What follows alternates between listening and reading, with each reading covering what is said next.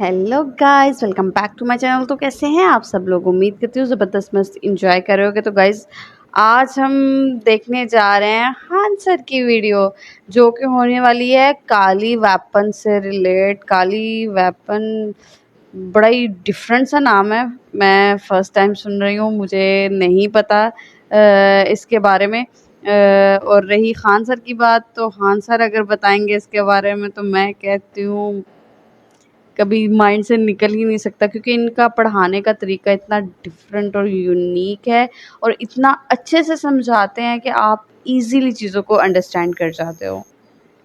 मैं तो पहले भी कहती हूँ, अगर ऐसे टीचर काश के हमें भी मिले होते तो चीज़ों को इतना इजी करके समझा देते हैं कि चीज़ कभी भूलती नहीं। जिस टॉपिक पे के बारे में बात करते हैं वो टॉपिक कभी भूलता नहीं, टोटल माइंड में फिक्स हो जाती है, निकलती नहीं है। नो डाउट वीडियो काफ़ी ज़्यादा मज़ेदार और इंटरेस्टिंग होने वाली है। वीडियो स्टार्ट करने से पहले जल्दी से वीडियो को लाइक कर लो और चैनल को सब्सक्राइब कर लो। बाकी चलते हैं स्क्रीन के ऊपर और चलकर सर के थ्रू ही जानते हैं ये काली वेपन है क्या, क्या इसकी क्वालिटीज़ है, each and everything. Let's go. जय हिंद। चलिए समझते हैं इस वीडियो में भारत के सबसे शक्तिशाली, सबसे खतरनाक और सबसे खुफिया मिशन काली नामक हथियार के बारे में, और इस काली नामक हथियार से कैसे ऑपरेशन व्हाइट वॉश को अंजाम दिया गया, जिसे देखकर पूरी दुनिया चौंक गई। काली को सबसे पहले भाभा एटॉमिक रिसर्च सेंटर यानी बार्क ने एक इंस्ट्रूमेंट के तौर पर बनाया था, ताकि यह अपने सैटेलाइट्स को सुरक्षा दे सके, उन्हें प्रोपेल कर सके और उन पर पड़ने वाले इलेक्ट्रोमैग्नेटिक वेव से उनकी सुरक्षा कर सके। ये Bhabha atomic research centre Mumbai के समीप ट्राम्बे में है। यह एक जगह है मुंबई के पास ट्राम्बे, वहाँ ये पहाड़ियों से घिरा हुआ एक बहुत ही टॉप सीक्रेट इंडिया का जगह है। यहाँ जो भी खुफिया हथियार वगैरह बनाए जाते हैं वो इसी Bhabha atomic research centre, shortcut में बार्क, यही बनाए जाते हैं। काली का पूरा नाम होता है किलो एम्पियर लीनियर इंजेक्टर। ये एक बहुत ही हैवी वर्क, देखिए आप देख रहे हैं किलो एम्पियर मतलब 1 किलो एम्पियर, तो उतने हैवी इंपल्स को ये किसी एक जगह लीनियर यानी सीधे में इंजेक्ट करता है, डाल देता है वहां पर। काली की सबसे बड़ी खराबी क्या है, इसका साइज बहुत बड़ा है।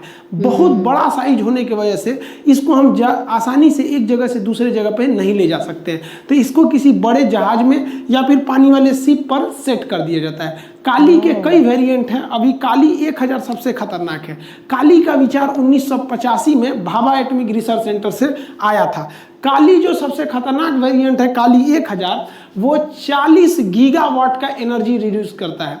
अब 40 गीगावाट समझिए, भारत का सबसे ज़्यादा आबादी वाला राज्य उत्तर प्रदेश है। इसको बिजली की खपत सबसे ज़्यादा जरूरत है, क्योंकि ज़्यादा लोग रहेंगे ज़्यादा बिजली लगेगी। तो उत्तर प्रदेश को भी 40 गीगावाट बिजली की जरूरत नहीं है। पूरे उत्तर प्रदेश को सोचिए, ये एक राज्य को चला सकता है, इतना भयानक इसमें बिजली होता है। 40 गीगावाट को इतना भयानक ये बिजली देता है। तो आप कहिएगा जो सर तब क्या जरूरत है बिजली घर लगाने का, कालिए को लगाइए ना, बिजली की जरूरत है पूरी हो जाएगी, कोई दिक्कत नहीं होगा बिजली का। तो इसकी एक खराबी है, ये जो इतना शक्तिशाली बिजली देता है ना, ये 1 सेकंड के लिए भी नहीं देता है, बहुत ही कम सेकंड के लिए देता है। 60 नैनो सेकंड, पलक भी नहीं झपका पाएंगे नैनो सेकंड में, इतने कम समय के लिए देता है। लेकिन इतने कम समय के लिए भी अगर देता है तो उतना तगड़ा झटका किसी को लग जाएगा तो बर्दाश्त थोड़ी कर पाएगा। आसमान से जो बिजली गिरती है वो लगभग 1000 एम्पियर की होती है। आइए उसका बाप है, देख रहे हैं 40 गीगावाट बिजली का झटका लगेगा एक बार में, तो कोई भी चीज तहस नहस हो जाएगी। काली को इंडिया कहता है कि ये कोई हथियार ही नहीं है, ये एक इंस्ट्रूमेंट है, हम इसे अपनी सुरक्षा के लिए यूज करेंगे। लेकिन अगर इससे किसी दुश्मन के विमान या किसी दुश्मन के सैटेलाइट मिसाइल पर हमला करेंगे तो उसका जितना भी इलेक्ट्रॉनिक सिस्टम है सब ध्वस्त हो जाएगा, विमान अपना रास्ता भटक जाएगा, मिसाइल रास्ता भटक जाएगी, सैटेलाइट को बर्बाद कर सकते हैं। तो इसका हथियार के रूप में यूज करेंगे तो ये काफी खतरनाक है। इसका प्रयोग किया गया ऑपरेशन व्हाइट वॉश में। समझते हैं क्या है ये operation white wash. Siachen glacier strategic रूप से काफ़ी महत्वपूर्ण जगह है। यहाँ पर इंडिया पाकिस्तान दोनों के सैनिक रहते हैं। हालांकि इंडिया का कब्जा है, लेकिन उसके दूसरे साइड में पाकिस्तान रहता है। तो इन दोनों के सैनिक बर्फ के गिरने से, बर्फ का फिसल कर गिर जाना बहुत बड़े हिस्सा को, उसे हम एवलांच या फिर हिमस्खलन कहते हैं। तो यहाँ हिमस्खलन की घटना बहुत ज़्यादा होती है और हिमस्खलन से ही यहाँ ज़्यादातर फौजी मरते हैं। तो यहाँ पर रॉ के खुफिया एजेंट के दिमाग में एक आइडिया आया कि जब बर्फ को इतना तेजी से नीचे खिसकता है, ये एवलांच होते हैं, तो अगर हम लोग खुद से एवलांच ला दे तो हथियार चलाने की जरूरत ही नहीं है। तो रॉ और डीआरडीओ ने मिलकर काली को यहाँ पर अटैक करने का प्लान बनाया। लेकिन काली में सबसे बड़ी खराबी क्या है? काली का साइज इतना भयानक है कि उसको इतना ऊपर चढ़ाना मुश्किल हो जाएगा। दूसरा, काली जब भी जलती है तो इतना ज़्यादा हीट प्रोड्यूस करती है कि जहाँ रख के आप काली को इंजेक्ट करिएगा, जैसे मान लीजिए यहाँ से हमको इस पर इंजेक्ट करना है ताकि ये वाला बर्फ इतना टूट कर नीचे गिर जाए, तो यहाँ इतना हीट प्रोड्यूस कर देगा ये काली कि ये वाला हिस्सा भी गल जाएगा। तो उसको भी ले जाएंगे तो आप भी लेके चले जाएंगे। दूसरा, इसको चलाने के लिए इलेक्ट्रिसिटी भी बहुत ज़्यादा चाहिए। अब इतना ऊंचाई पे बिजली कहां से ले जाएगी? इलेक्ट्रिसिटी की भी दिक्कत है। तब रॉ के एजेंट्स ने प्लान बनाया कि सियाचिन पर जो हमला होगा वो काली से ही होगा, लेकिन काली हथियार को हम हवाई जहाज में भरेंगे। हवाई जहाज को चुना गया IL-76। इस IL-76 को हम लोग ने कटक में लाए। कटक में ले आकर इसमें लोड किया गया काली नामक हथियार को। अब इस काली को यहाँ हथियार को तो लोड कर दिया गया, जानबूझ के कटक में लोड किया गया कि किसी का ध्यान ना जाए कि हमको ऑपरेशन उधर करना है, ताकि ध्यान उधर से इधर भटकाया जा सके।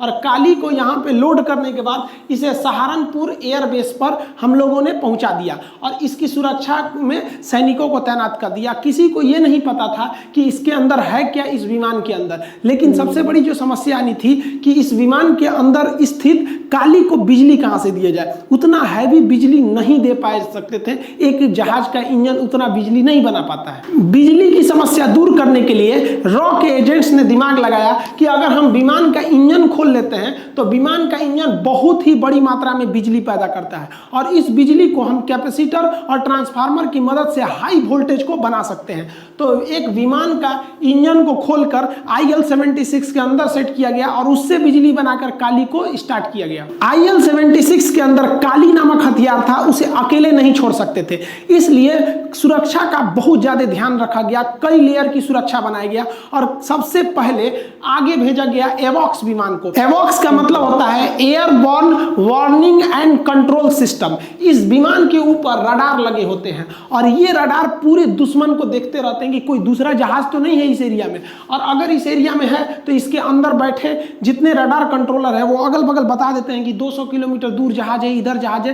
तो इसको पूरी तरह से सबसे पहले भेजा गया आगे एवॉक्स को। एवॉक्स विमान आगे आगे चल रहा था। एवॉक्स के पीछे लगाया गया सुखोई को। ये सुखोई को हम लोग पूना से बुला के लाए थे। सोचिए, दक्षिण भारत से जहाज उड़ के आया था सेफ्टी देने के लिए, ताकि किसी की नजर न पड़े। सुखोई विमान की खासियत ये इंटरसेप्टर है, दूसरे जहाज को बहुत तेजी से दौड़ा के मारता है। तो जैसे एवॉक्स किसी विमान को देखेगा उसे इंटरसेप्ट करने के लिए सुखोई को लगाया गया। मान लीजिए कि सुखोई किसी जहाज का पीछा करने के लिए चला गया, तो इस काली को ढो रहे IL-76 की रक्षा कौन करेगा? तो इसके पास रहकर इसकी रक्षा करने के लिए मिराज 2000 नामक जहाजों को तैनात किया गया। क्योंकि कोई भी जहाज कश्मीर से उड़ान नहीं भरा था ताकि दुश्मनों की नजर न पड़े, सभी के सभी जहाज हिंदुस्तान के अलग अलग कोना से उड़े थे। अतः एक समस्या यह भी थी कि उड़ान भरने के बाद आधे रास्ते में इनका फ्यूल में कमी आएगी, फ्यूल खत्म होने लगेगा। क्योंकि जब भी आप दुश्मन के एरिया के करीब रहते हैं तो कोशिश करना चाहिए आपके पास मैक्सिमम फ्यूल हो, ताकि आप किसी भी विषम परिस्थिति में भाग के आ सके। फ्यूल को दिक्कत को दूर करने के लिए मिड एयर रिफ्यूलिंग के लिए एक व्यवस्था किया गया। IL-76 विमान का एक एयर रिफ्यूलर विमान है। इस विमान से हवा में ही कश्मीर में घुसने से पहले ही सारे जहाजों में फ्यूल को पूरी तरह से भरकर जहाजों को रेडी कर लिया गया। इस प्रकार सबसे आगे चल रहा था एवॉक्स। एवॉक्स के पीछे था आपका जो IL-70। देखिए, दोनों विमान IL-70 है, ये एवॉक्स में कन्वर्ट कर दिया गया था इसको लोड होने के लिए। अब इनकी सुरक्षा के लिए लगे थे आपके सुखोई जहाज लगे थे, मिराज जहाज लगे थे और रिफ्यूलिंग की भी व्यवस्था की गई थी। ऊपर से इसरो के सैटेलाइट भी उन पर नजर जमाए हुए हैं। इसरो के सैटेलाइट वहां पर सियाचिन के पास मिनटों की खबर ले रहे थे कि वहां पाकिस्तानी सैनिक क्या कर रहे हैं, क्या नहीं कर रहे हैं, हिमस्खलन, बर्फ की मोटाई कितनी जमी है, क्योंकि रात भर बर्फ और ज्यादा जम जाता है। इन जहाजों के कैप्टन में किसी को नहीं पता था कि हमें हमला कहां करना है, केवल पता था कि IL-76 के पायलट को और उसके अंदर ऑपरेट कर रहे काली को। काली जो था पहुंच गया 7 अप्रैल 2012 को। ये कटक से लोड हुआ था और सहारनपुर में ये इंतजार कर रहा था। यहां से ये चल दिया सियाचिन के लिए। ये 4 बजे यहां से उड़ान भरा था, एकदम आराम से धीमी गति से आगे बढ़ता हुआ, और ये 5:40 पर सियाचिन ग्लेशियर पर गया और वहां पर इसने काली से इंजेक्ट करना चालू किया लेजर बीम्स को। वो हाई इंपल्स के बीम को वहां पर इंजेक्ट करना चालू किया। इसके इंजेक्ट करने से हाई बीम के क्षमता से वहां एक हैवी एवलांच, एक बहुत बड़ा हिमस्खलन, एक बहुत बड़ा बर्फ का चट्टान जो था वो नीचे से खिसक गया और वो नीचे गिरने लगा। इसके गिरने की रफ्तार 300 किलोमीटर प्रति घंटा थी। बुलेट ट्रेन की रफ्तार से ये बर्फ गिर रहा था। इसकी खबर पाकिस्तान को जब तक लगे कि बहुत देर हो चुकी थी, इतनी तेज रफ्तार के आगे आप कुछ भी नहीं कर सकते हैं, ये 15 मिनट के अंदर 15 मिनट 80 फीट मोटी बर्फ की चादर बिछ गई। सोचिए 80 फीट, लगभग 8 से 9 मंजिला ऊंचा बर्फ ढक गया पाकिस्तान के जो वहां बंकर्स थे उनके ऊपर। इन बंकर्स में पाकिस्तान के 124 जवान दबकर मर गए। सरकार भारत का एक टॉप सीक्रेट मिशन कंप्लीट हो गया। इसे नाम दिया गया था ऑपरेशन व्हाइट वॉश। ये इतना सीक्रेट था कि इंडिया की कोई भी गवर्नमेंट, कोई भी ऑफिशियल संस्था इसे मानने से इनकार करती है। पाकिस्तान ने अंतर्राष्ट्रीय दबाव बनाया लेकिन भारत ने उसे सिरे से नकार दिया। उसने कहा कि काली नाम का कोई हथियार ही नहीं है, ऑपरेशन व्हाइट वॉश कुछ भी नहीं है, ये हम इसको इनकार करते हैं। लेकिन भारत का ये टॉप सीक्रेट आने वाले फ्यूचर में सियाचिन या द्रास बैटालिक सेक्टर में लड़ाई में काफी महत्वपूर्ण भूमिका निभाएंगे। ऐसे ही भारत का एक और टॉप सीक्रेट मिसाइल बन रहा है, शौर्य मिसाइल। ये हाइपरसोनिक होगा। इसके लिए एक सेपरेट वीडियो बना देंगे। मिलते हैं हम लोग अगले वीडियो में, तब तक के लिए जय हिंद। सुपर्ब यार, मतलब काली मैंने कभी सुना नहीं था और मैं हैरान दंग इवन रह गई कि अगर बाय चांस, पहले तो वो इतनी ज़्यादा वो एनर्जी इतने 1 सेकंड के लिए भी नहीं वो जो है वो करता, लेकिन इतना हैवी झटका है। और जिस तरह से बताया कि काली कितना ज़्यादा हैवी, ज़ाहिर है वेट इतना ज़्यादा है, उसको मूव करना सबसे ज़्यादा डिफ़िकल्टी तो उधर ही आती है। हाँ, उससे फ़ायदा लिया जा सकता है लेकिन वही बात है, उसको जब इधर से उधर लेके जाना तो उसमें काफ़ी ज़्यादा मुश्किलें, परेशानियाँ आएँगी।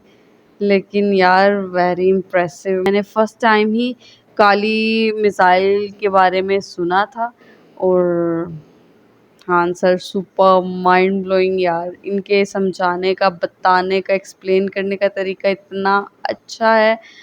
बेस्ट टीचर हैं, बड़ा ही मतलब आपको आपकी मेंटालिटी के अकॉर्डिंग जो है वो चीज़, एक स्टोरी जो है वो बताते हैं ताकि आप लोगों के माइंड में वो फिक्स हो सके।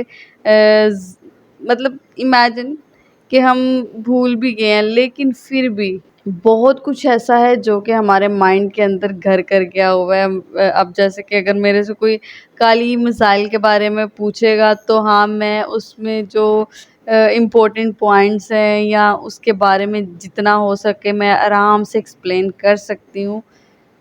सुपर्ब यार, सर सही कहते हैं, हम भूल के दिखाओ ज़रा। हम नहीं भूल सकते यार।